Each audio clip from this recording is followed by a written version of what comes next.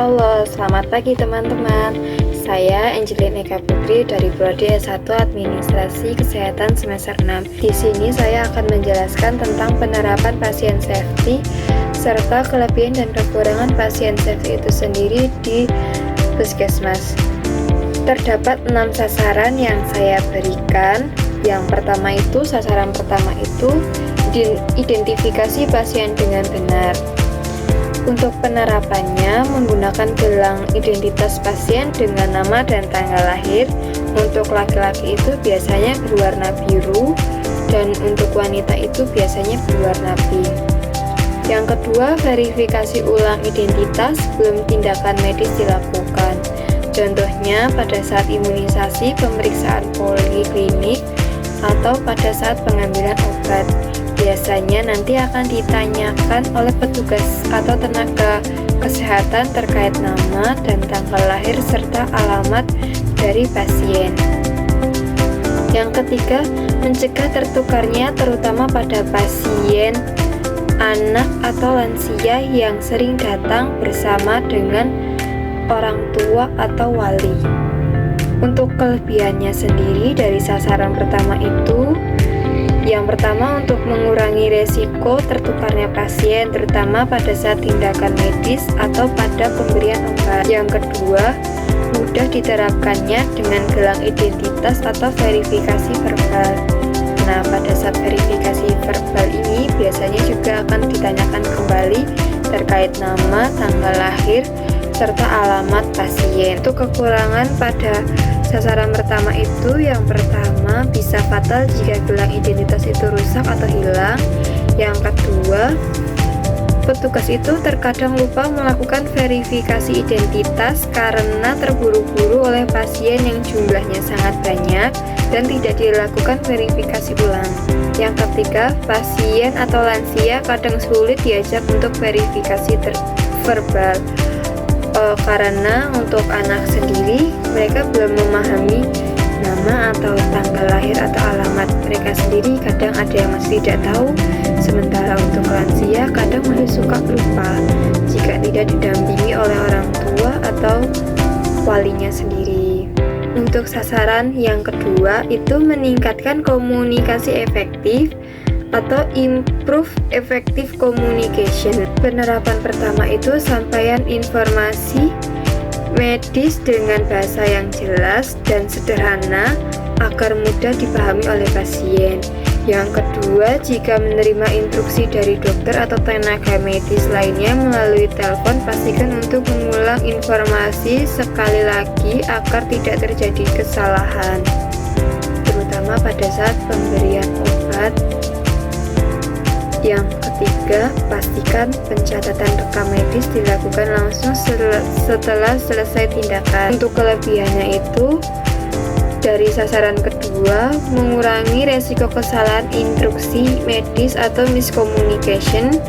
Yang kedua, meningkatkan kerjasama antara tenaga kesehatan dan pasien. Untuk kekurangan dari sasaran yang kedua itu, yang pertama membutuhkan waktu lebih lama untuk memastikan komunikasi efektif. Yang kedua, bisa terganggu jika tenaga kesehatan kurang terlatih dalam komunikasi terapeutik. Yang ketiga, hambatan bahasa daerah bisa membuat informasi kurang tersampaikan. Untuk sasaran yang ketiga, itu meningkatkan keamanan obat-obatan yang membutuhkan perhatian tinggi.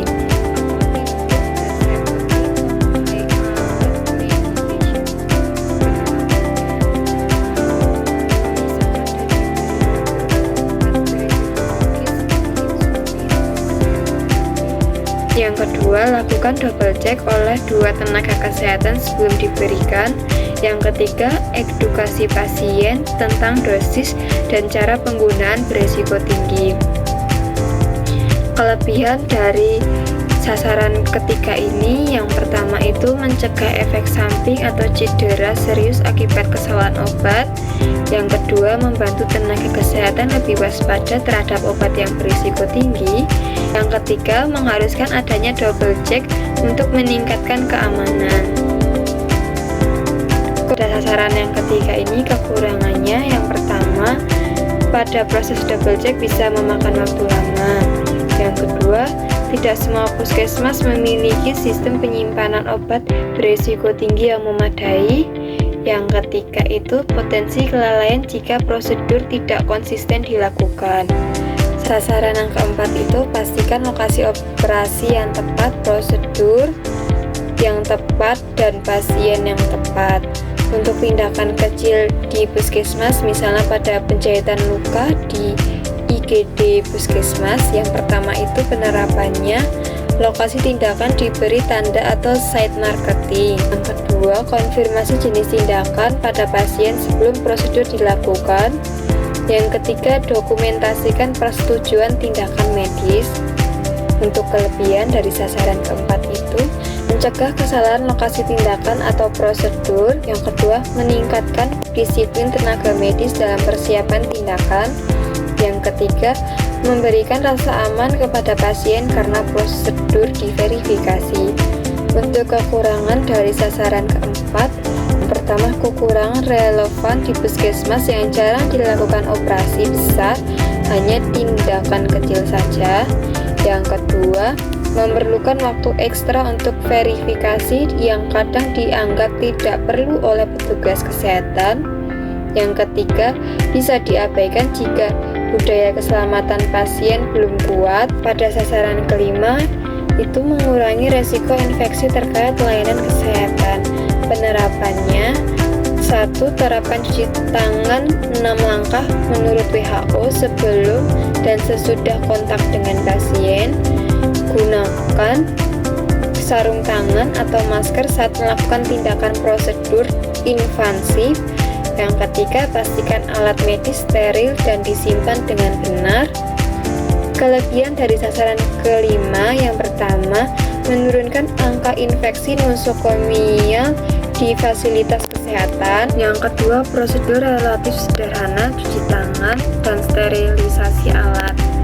Untuk kekurangan dari sasaran yang kelima, itu yang pertama, efektivitas rendah jika fasilitas tidak menyediakan sarana cuci tangan atau APD yang memadai. Yang kedua, perlu kedisiplinan tinggi, sering menurunkan jika beban kerja yang banyak. Yang ketiga, biaya tambahan untuk alat sterilisasi dan disinfektan. Sasaran yang terakhir atau sasaran yang keenam, itu mengurangi resiko cedera pasien akibat jatuh. Penerapan yang diberikan itu edukasi pasien lansia atau dengan gangguan keseimbangan untuk berhati-hati. Yang kedua, pastikan lantai ruangan pemeriksaan tidak licin dan bebas hambatan. Yang ketiga, sediakan kursi yang stabil dan memiliki sandaran. Kelebihan pada sasaran yang keenam, yang pertama, mengurangi cedera akibat jatuh terutama pada pasien lansia. Yang kedua, dilakukan perbaikan lingkungan seperti diberikannya rambu-rambu lantai tidak licin dan pegangan tangan. Yang ketiga, meningkatkan keselamatan rawat jalan. Untuk kekurangan dari sasaran yang keenam, yang pertama, tidak semua fasilitas memperhatikan resiko jatuh pada pasien rawat jalan. Yang kedua, memerlukan perbaikan fisik gedung yang kadang memakan biaya lebih banyak. Yang ketiga, kesadaran tenaga kesehatan dan keluarga pasien sering kurang terhadap resiko jatuh. Kesimpulan dari 6 sasaran keselamatan pasien di fasilitasi kesehatan, salah satunya yang berada di puskesmas, merupakan langkah-langkah penting untuk meminimalkan terjadinya resiko cedera, kesalahan medis, dan infeksi yang dapat membahayakan pasien. Setiap sasaran memiliki peran spesifik, mulai dari identifikasi pasien secara benar, meningkatkan komunikasi efektif, memastikan keamanan obat beresiko tinggi, menjaminkan ketepatan lokasi dan prosedur tindakan, mencegah infeksi yang terjadi di pelayanan kesehatan, hingga mengurangi risiko cedera akibat jatuh. Penerapan dari keenam sasaran ini juga terbukti memiliki banyak kelebihan seperti meningkatkan akurasi layanan, membangun rasa aman pada pasien, memperkuat koordinasi antara tenaga kesehatan, dan mengurangi insiden yang merugikan. Namun, pelaksanaannya juga menghadapi tantangan seperti keterbatasan sumber daya manusia, kurangnya sarana dan prasarana, rendahnya kedisiplinan atau kepatuhan prosedur, serta hambatan komunikasi dengan pasien. Oleh karena itu, keberhasilan penerapan sasaran keselamatan pasien tidak hanya memerlukan pedoman atau prosedur yang jelas, tetapi juga komitmen seluruh tenaga kesehatan, dukungan manajemen, pelatihan berkelanjutan, serta penyediaan fasilitas yang memadai. Dengan demikian, kualitas pelayanan kesehatan dapat meningkat dan risiko terhadap pasien dapat diminimalkan secara signifikan. Terima kasih teman-teman.